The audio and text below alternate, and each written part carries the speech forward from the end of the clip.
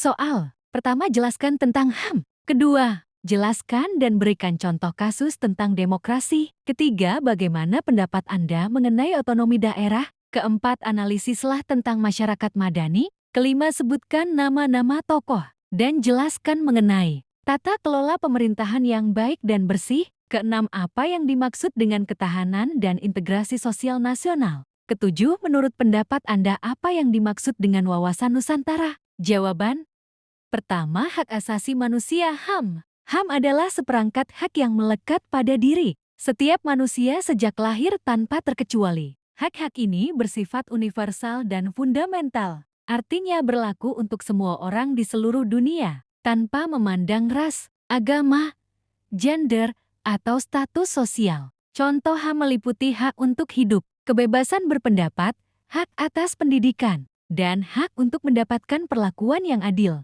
Kedua, demokrasi dan contoh kasus. Demokrasi adalah sistem pemerintahan, di mana kekuasaan tertinggi berada di tangan rakyat. Rakyat memiliki hak untuk memilih pemimpin mereka secara langsung atau melalui perwakilan. Contoh kasus. Demokrasi adalah pemilihan umum pemilu yang kita lakukan secara berkala untuk memilih presiden, anggota legislatif, dan kepala daerah. Dalam demokrasi, keputusan-keputusan penting diambil melalui musyawarah dan mufakat. Ketiga, otonomi daerah. Otonomi daerah adalah pemberian wewenang kepada pemerintah daerah untuk mengatur dan mengurus urusan pemerintahannya sendiri sesuai dengan ketentuan peraturan perundang-undangan. Tujuannya adalah untuk meningkatkan efisiensi pemerintahan, mendorong partisipasi masyarakat, dan mempercepat pembangunan daerah. Namun, otonomi daerah juga memiliki tantangan, seperti potensi terjadinya ketidakseimbangan pembangunan antar daerah dan potensi konflik kepentingan. Keempat, masyarakat madani.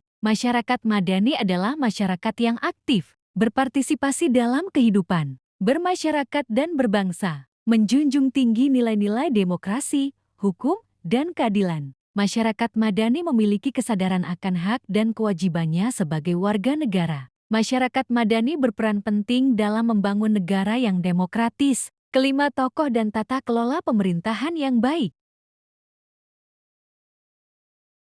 Megawati Soekarnoputri fokus pada pemberdayaan perempuan dan pembangunan infrastruktur. Jokowi dikenal dengan gaya kepemimpinannya yang sederhana dan fokus pada pembangunan infrastruktur. Tata kelola pemerintahan yang baik dan bersih ditandai dengan transparansi, akuntabilitas, partisipasi masyarakat, dan penegakan hukum. Tokoh-tokoh di atas memberikan contoh bagaimana pemimpin dapat menerapkan prinsip-prinsip tata kelola pemerintahan yang baik. Keenam, ketahanan dan integrasi sosial nasional. Ketahanan sosial adalah kemampuan masyarakat untuk menghadapi dan mengatasi berbagai tantangan dan perubahan sosial, sehingga tetap dapat mempertahankan identitas dan keutuhannya. Integrasi sosial adalah proses penyatuan berbagai kelompok masyarakat yang berbeda-beda menjadi satu kesatuan sosial yang utuh. Ketujuh, wawasan Nusantara. Wawasan Nusantara adalah cara pandang bangsa Indonesia terhadap diri dan lingkungannya sebagai satu kesatuan politik, ekonomi,